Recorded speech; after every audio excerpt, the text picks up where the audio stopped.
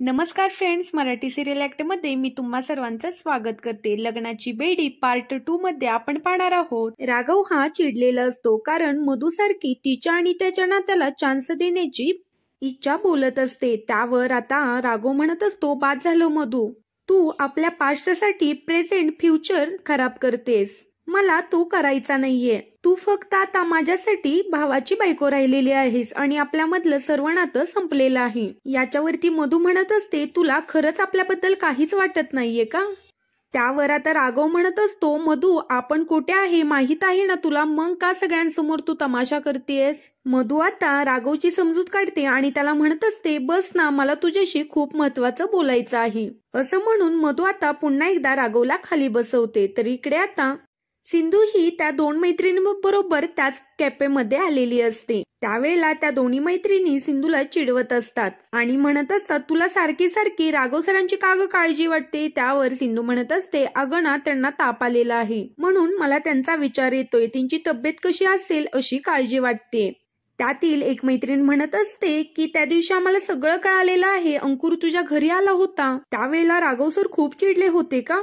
त्याला मारायलाही आले होते आणि तुलाही खूप काही बोलले असं मी ऐकलं होतं। त्यावर सिंधू म्हणत असते, हो अगं, बायकोचा मित्र तिकडे आला ना, त्यामुळे जरा ते जलस झाले असतील। याच्यावरती ती दुसरी मैत्रीण म्हणत असते, म्हणजे दुसरा मुलगा तुझ्या जवळ आला म्हणून ते अपसेट झाले होते वाटतं। सिंधू त्यावर म्हणू लागते, त्यांना त्यांची चुकी कळली त्यामुळे त्यांनी त्याच्यावर माफीही मागितली। असं म्हणून सिंधू आता तो विषय थांबवते आणि तिघी मिळून कॅफेच्या आतमध्ये जायला लागतात। इकडे आता मधु ही तिचा विषय सोडतच नसते आणि राघवला म्हणत असते, पुन्हा आपण एकदा आपल्या नात्याला चान्स देऊयात। तू माझ्या भावाची बायको आहेस, त्यामुळे मला कोणालाही फसवायचं नाहीये आणि हा आपला पास्ट झालेला होता, आपलं नातं आता संपलेलं आहे। त्यावर आता मधु म्हणत असते, नातं संपायला ते काय प्रोडक्ट होतं का एक्सपायरी व्हायला? त्यावर राघव म्हणत असतो, मला ना कोणत्याही गोष्टीवर आता बोलायचं नाहीये, प्रॉब्लेम क्रिएट करायचा नाहीये, कारण आता सगळी परिस्थिती बदललेली आहे। आज मी जो जिवंत आहे ना, तो फक्त सावंत सरांमुळे। सावंत सरांचे माझ्यावरती खूप उपकार आहेत आणि त्या उपकारांची परतफेड करण्यासाठी जरी मी सिंधू बरोबर लग्न केलं असलं तरी आज 1 वर्ष झालं मी सिंधू सोबत नवरा बायको म्हणून नातं निभावत आहे। मी माझ्या आयुष्यामध्ये मूव्ह ऑन करायचं ठरवलेलं आहे आणि तू सुद्धा तुझ्या आयुष्यामध्ये मूव्ह ऑन कर। मी 1 वर्षापूर्वी सिंधूला माझी जबाबदारी म्हणून स्वीकारलं असलं तरी पण मला आता सिंधू बद्दल फिलिंग्स वाटतात, त्यामुळे मी माझ्या आयुष्यामध्ये मूव्ह ऑन झालेलो आहे। त्यामुळे तू सुद्धा राया आणि तुझ्या आयुष्यामध्ये मूव्ह ऑन हो। त्यावर आता राणी म्हणत असते, माझ्या आयुष्यामध्ये काय करायचा याचा निर्णय फक्त माझा आहे। तर इकडे सिंधू ही त्याच कॅफेमध्ये आत येते आणि सिंधू आणि तिच्या मैत्रिणी टेबलवरती बसलेल्या असतात। त्यावर सिंधूच्या मनामध्ये फक्त आणि फक्त राघव सरांचाच विचार असतो, त्यांची काळजी कोण घेईल? मैत्रीण म्हणत असते, सिंधू तू राघव सरांचा जरा जास्तच विचार करतेस का? ते अगं घरी आहेत आणि त्यांची काळजी घ्यायला घरच्या आहेत की, मग तू का सतत राघव सरांचा विचार करतेस?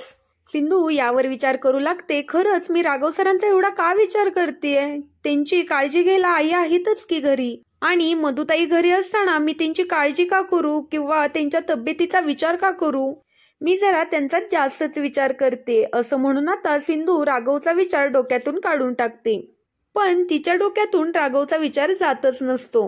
राघव हा मधुला सांगू लागतो, 1 वर्षामध्ये माझं सिंधूवरती खरं प्रेम बसलेलं आहे, तू सुद्धा रायाला एक संधी दे, कारण राया हा नशिबाने परत आलेला आहे। राया हा खूप चांगला माणूस आहे आणि तू तुमच्या नात्याला एक चान्स दे। माझ्या आता पेशन्स नाहीयेत आणि तुझ्यामुळे माझे पेशन्स संपत चाललेले आहेत, पण तुला एकच सांगतो, मी सिंधूवरती खूप प्रेम करतो। मधु म्हणत असते, मला माहित आहे तू सिंधूवरती प्रेम करतो आणि तुझ्या डोळ्यामध्ये सिंधू बद्दलचं प्रेम दिसतं, पण हे सुद्धा सत्य आहे की तिच्या डोळ्यामध्ये तुझ्याविषयी प्रेम नाही दिसत। राघव मधुला म्हणत असतो, हे माहित आहे मला, सगळं माहित आहे मला, तरी सुद्धा माझं सिंधूवरती प्रेम आहे। गेले 1 वर्ष झालं मी तिच्या सोबत आहे आणि मी सिंधूच्या प्रेमामध्ये पडलेलो आहे। राणी त्यावर म्हणत असते, मी सुद्धा 1 वर्ष झालं वाट पाहते, पण तुझ्या प्रेमाची, रायाच्या प्रेमाची नाही। आता आपल्या घरच्यांनाही सगळं समजलेलं आहे, याआधी आपण काय विचार करत होतो आपल्या घरातल्यांना माहित नाही,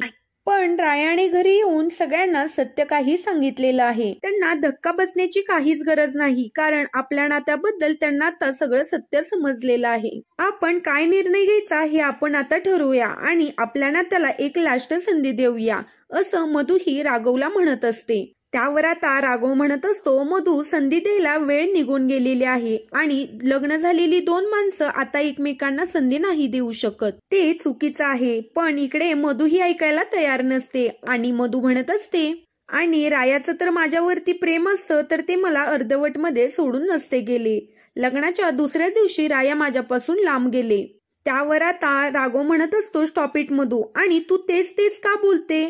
तू रायासोबत डिवोर्स नको घेऊस आणि माझं तुझ्यावर प्रेम नाही हे मी लिहून देऊ का, असं राघव हा मोठ्याने ओरडतो. तेवढ्यातच सिंधूच्या कानावरती राघवचा आवाज जातो आणि सिंधू ही पाहू लागते. तेवढ्यातच सिंधूची मैत्रीण म्हणत असते, अगं कोणाचं तरी भांडण चाललेलं आहे, तू नको लक्ष देऊस, असं म्हणत मैत्रीण तिला समजवते. मधू इकडे राघवला म्हणत असते, तू मला सांगत आहे की माझ्या नात्याला एक चान्स दे, पण आयुष्यामध्ये प्रेम फक्त एकदाच होतं आणि ते मी फक्त तुझ्यावरती केलेलं आहे. माझं तुझ्यावरती प्रेम आहे, मग रायासोबत मी कसं काय पुन्हा नवीन आयुष्याला सुरुवात करू? राघव म्हणत असतो, राया हा खूप चांगला माणूस आहे आणि माझ्यापेक्षा तो तुझी काळजी खूप घेईल. तो ज्या प्रकारे तुझी काळजी घेईल ना त्या प्रकारे कोणही काळजी घेऊ शकत नाही. प्लीज या गोष्टीचा एकदा विचार कर. राघव हा मधूला पुन्हा त्याच गोष्टी सांगत असतो आणि तिला समजवण्याचा प्रयत्न करत असतो. पण मधू इथे त्याच विषयावरती ठाम असते आणि तोच विषय ती राघवला पुन्हा बोलत असते, कारण रायासोबत नाही तर राघव सोबत तिच्या आयुष्याला संधी द्यायची असते. तेवढ्यातच सिंधू आता इकडे वॉशरूमला जायला निघते आणि दोघांच्या टेबलवरचा चमचा खाली पडतो, त्यामुळे दोघेही खाली वागतात.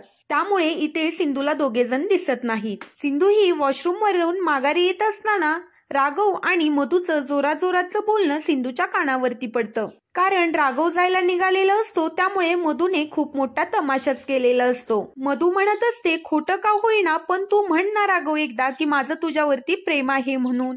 त्यावर राघव म्हणत असतो, माझं तुझ्यावरती प्रेम नाही, मग मी खोटं बोलू का?